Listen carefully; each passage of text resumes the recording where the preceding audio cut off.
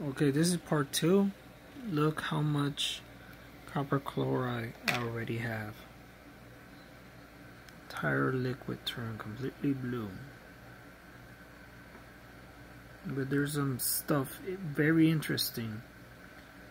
I believe that somehow it's losing the ion of the copper and it's producing these silver looking spots.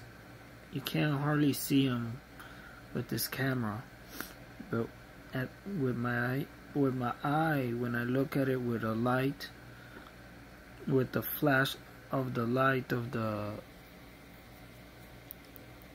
camera, of the phone camera, I see the silvery pieces on it.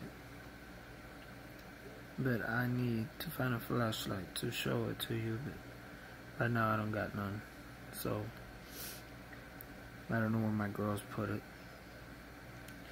But just like you can see, look how blue that water is.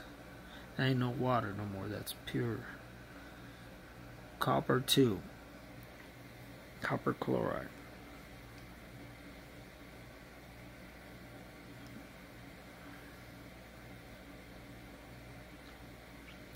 Okay, if you like this video, press like, subscribe to my channel. This is Luis Martinez.